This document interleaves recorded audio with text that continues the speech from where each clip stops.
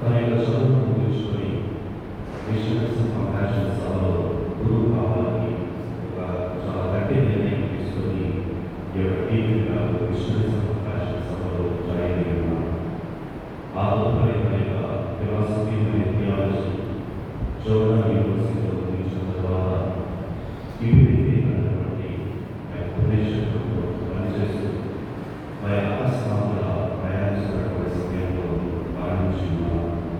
కావున ఈ machineries compassion సభకు సందర్భాన్ని తెలియజేస్తూ క్రైస్తవ మరి సందర్భంలో మనము ఎవరైనా మరణించిన విశ్వాసం ద్వారా మరణించినటువంటి వ్యక్తి వారి యొక్క జీవితం గర్వించడం లేదు, కానీ వారి యొక్క జీవితం అనేటువంటి మారిపోతున్నటువంటి గొప్ప సత్యాన్ని మనం విశ్వసిస్తున్నాము.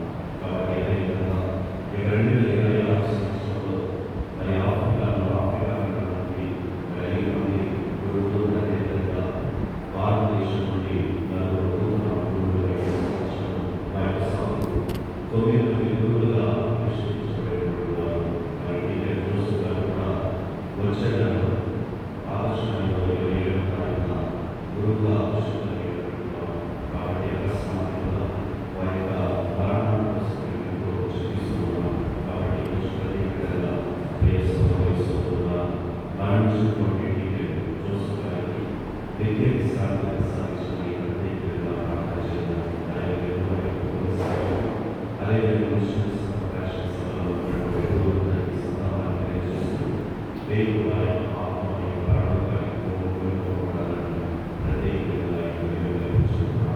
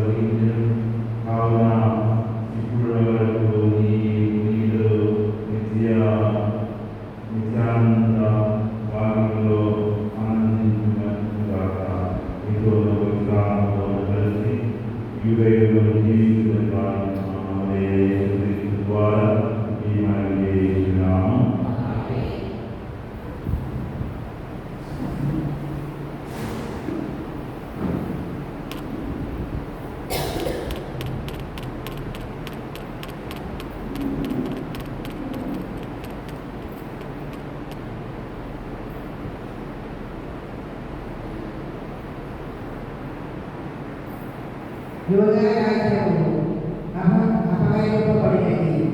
మొదటి పట్టణంలో రాజుల 2వ గ్రంథము 25వ అధ్యాయము 1వ వచనం నుండి 12వ వచనం వరకు. మొదటి పట్టణంలో రాజుల 2వ గ్రంథము 25వ అధ్యాయము 1వ వచనం నుండి 12వ వచనం వరకు. సిద్కియా బబులోనియ రాజుపై తిరగబడెను కనుక అతని ఏలుబడి 9వ ఏడు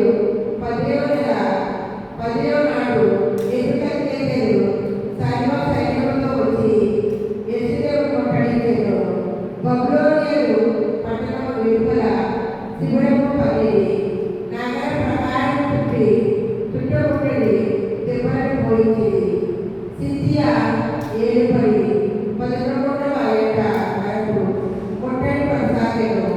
ఆ ఏడు 4వ నెల 9వ నాడు కరువు విట్టడంగా కాక ప్రజలకు తిండి దొరకగలరు.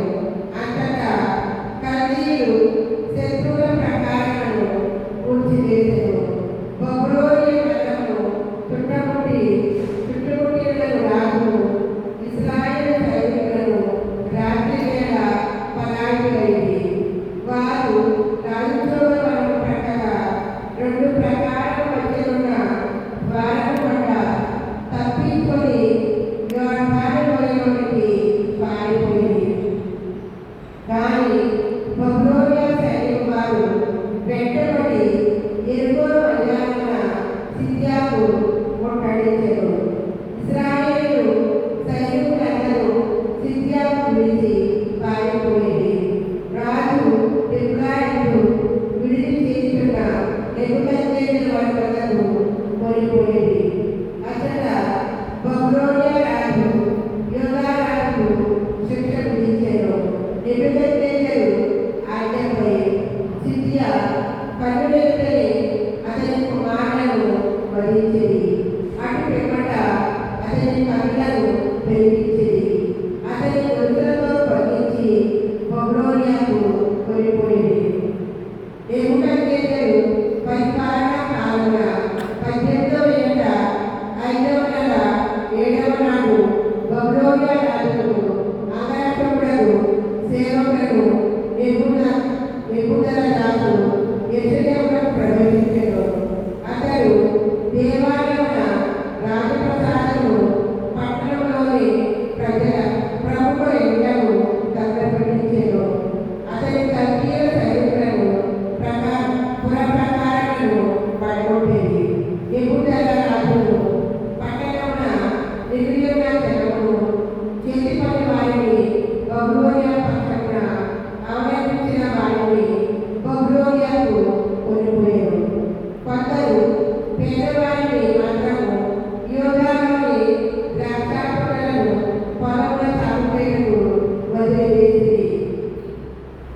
ఇది ప్రభుని వాక్కు. భక్తి కీర్తన. అందరూ నేను నిన్ను మర్చిపోయినచో నా నాలుక అక్కడికి కలుపుకోను గాక. నేను బబులోనియ నగరి చెంత కూర్చుండి సియోను తలచుకొని విలపించితిని. అతడున్న నిలబడి పెట్టను మా తండ్రి వాడుకుండగా తలపించితిని. అందరూ నేను నిన్ను మర్చిపోయినచో నా నాలుక అక్కడికి కలుపుకొని పోను గాక. మమ్ము బందీలుగా కొనిపోయిన వారు మీరు పాటలు పాడి మమ్ము ఉల్లాసపరచని అడిగింది. సియోను గూర్చి గీతములు పాడని కోరెను. అందరూ నేను నిన్ను మర్చిపోయినచో నా నాలుక అక్కడికి కలుపుకొని పోను గాక. కానీ దేశులు మేము ప్రభు కీర్తనలు ఎట్లు పాడుదము. యెరూషలేములో నిన్ను విస్మరించుటతో నా కుడి చేయి చచ్చిపోడును గాక. అందరూ నేను నిన్ను మర్చిపోయినచో నా నాలుక అక్కడికి కలుపుకొని పోవును గాక. నేను నిన్ను మర్చిపోయినచో నా మహానందము యెరూషలేములో ఇచ్చిన నా నాలుక అక్కడికి కలుపుకొని పోవును గాక. అందరూ నేను నిన్ను మర్చిపోయినచో నా నాలుక అక్కడికి కలుపుకొని పోవును గాక. హల్లెలూయా వందనము. హల్లెలూయా, హల్లెలూయా. ఆయన మన బాధ్యతలను తనపై వేసుకొనెను. మన రోగములను తానే భరించెను. హల్లెలూయా.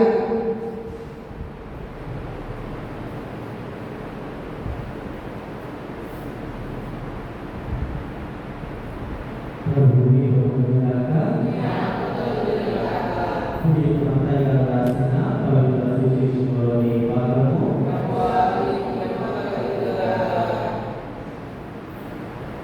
8వ అధ్యాయం వచనములు 1 నుంచి 4 వరకు.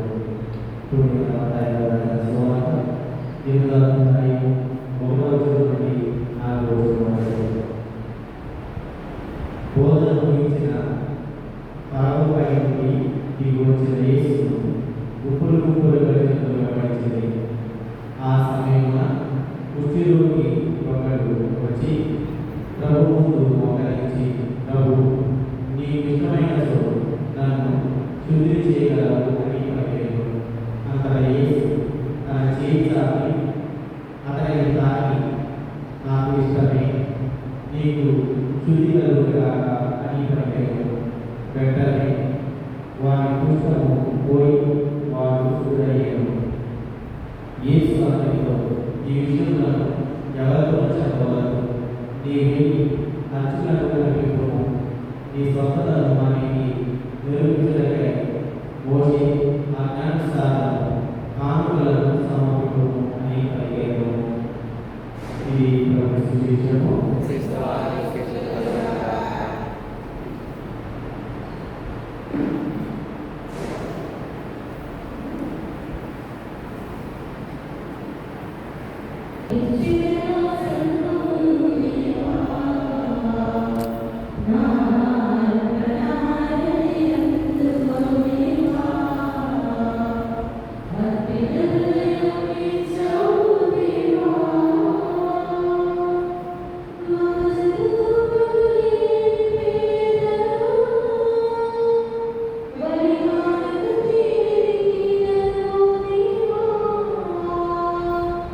Oh,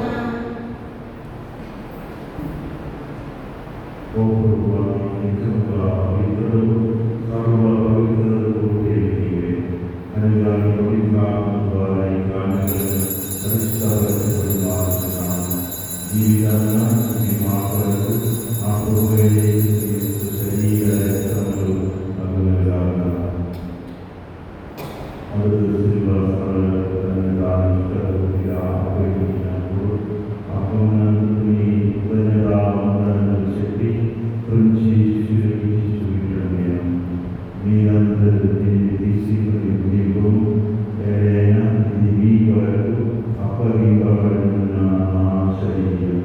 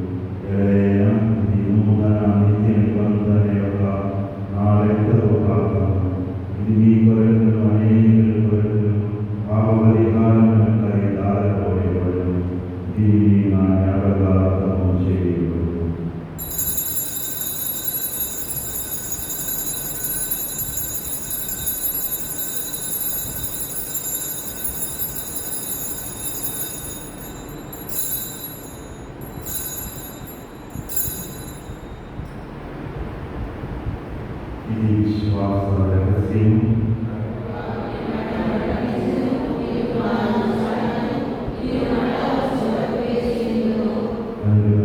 క్రీస్తు నామములో తాను స్మరించి జీవమనసుకి ఆత్మను రక్షణ పాత్రలను నీకు సమర్పించుచున్నాను.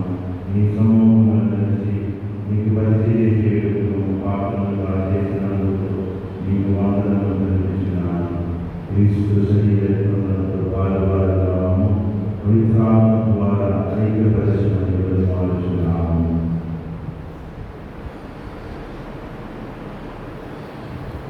ఓ ప్రభువా, ప్రపంచమంతా వ్యాపించి ఉన్న ఈ శ్రీ సభను జ్ఞాపకం ఉంచుకున్నాము. మా నియోజక గురువులు, మా జగన్నాథి అధిపతిని గురువులందరితో పాటు మమ్మల్ని నీ ప్రేమ యందు పరిపూర్ణత చేయము.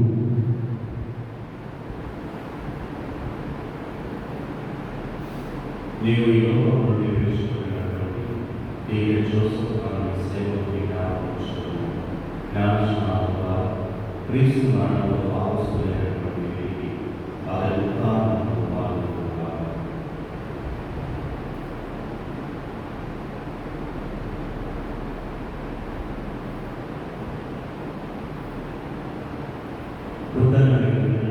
చనిపోయిన మా సహోదరి సహోదరులను నీ కనికరంలో చనిపోయిన వారందరినీ జ్ఞాపకం వారిని ఈ దివ్య ప్రకాశంలో చేర్చుకున్నాము. మా అందరిపై దయచూపి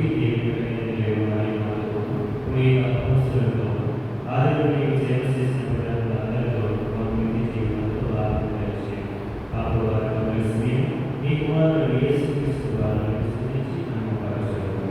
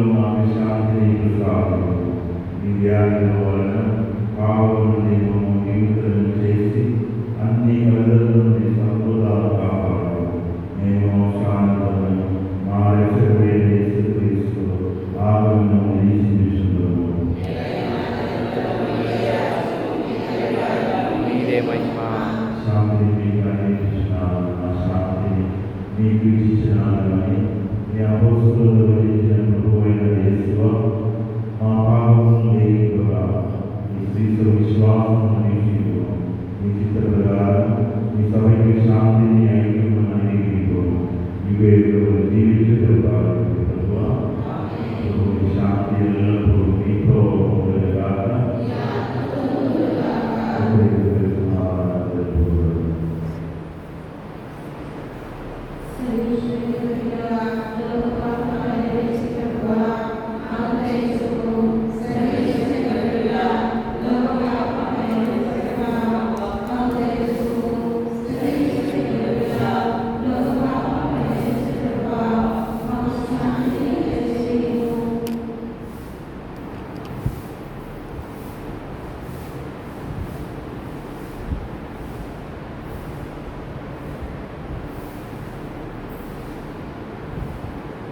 ఇదిగో సూర్యుని గురేగుల పాపమును పరిగణించుటకు గురేగుల పిలువబడిన వారు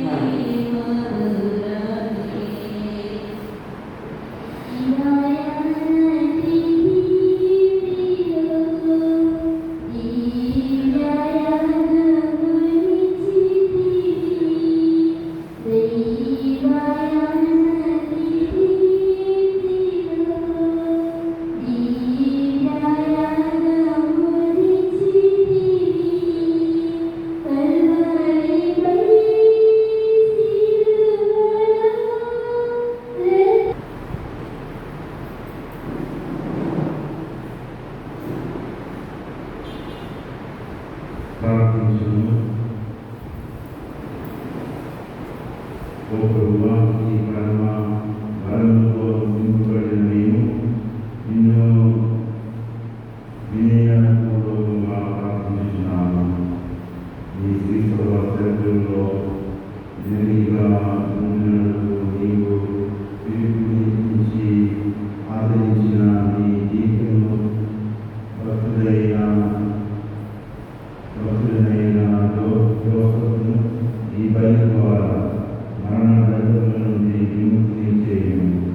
మమ్మీగా పాపముగా నీకు సేవలందించిన వారికి నీవు ప్రసాదించు దీవెనలో అది భాగస్వామి అప్పుడుగాక ఉన్నత నీ ఆనంద జీవనంలో ప్రవేశించుగాక.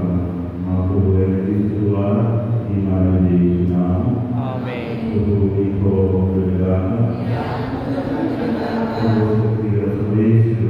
పితా పుత్ర పవిత్రాత్మ మిమ్మల్ని అందరినీ ఆశీర్వదించి కాచి కాపాడుగాక.